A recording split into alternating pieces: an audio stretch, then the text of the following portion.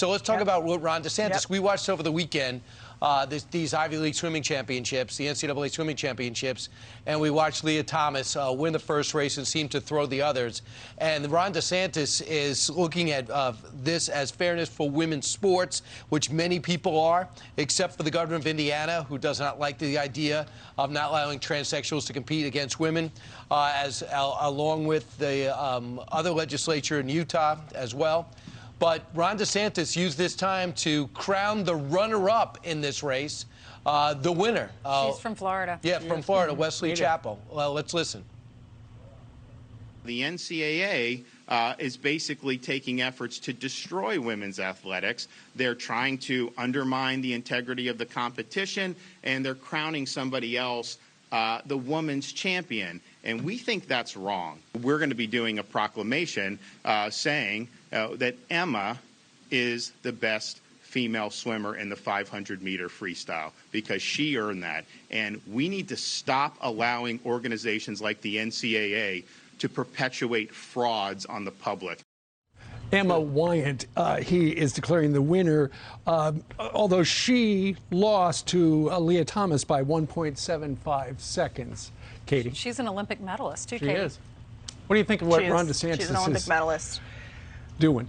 Well, if you look at the letter that the Governor DeSantis released, it completely goes after the NCAA because the NCAA as an institution in cowardly fashion has refused to address this exact issue and is trying to ignore the idea that women have fought for equal representation in women's sports for decades through Title IX, and yet you have them getting letters from a number of female athletes ahead of these championships, not just in swimming, but in other sports as well. And they have deferred the issue, and now you're seeing the consequences of that, of having Lia Thomas as the, quote, winner, taking a spot away from a biological female woman being beat by a biological man, and the NCAA, excuse me, is just trying to wash their hands of this controversial issue when it does impact the legitimacy and the dignity of women's sports, which again, women have been fighting for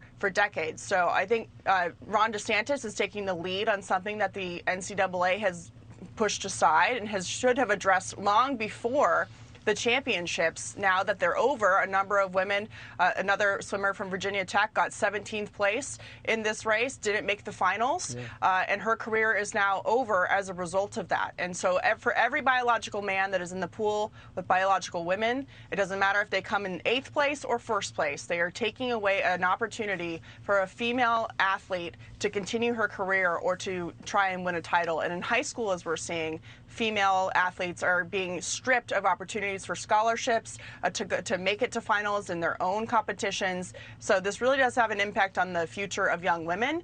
And Ron DeSantis is going after the NCAA, which has refused to tackle this issue, which is not going away either. And if you have a problem with this, are you intolerant or are you pro-women? I mean, which side are you going to take? I think if you're not willing to address it, that you are anti-women's rights and that you are erasing 30 years, 40 years of work that women have done to get women an equal playing field in college athletics. And we're going to see how far this goes. Of course, athletics don't stop at college. They start in middle school, high school, and they go all the way through the Olympics and other sports. We should get Serena Williams, Martina Navratilova, some of the biggest names in women's sports to go to bat and let the NCAA take them on.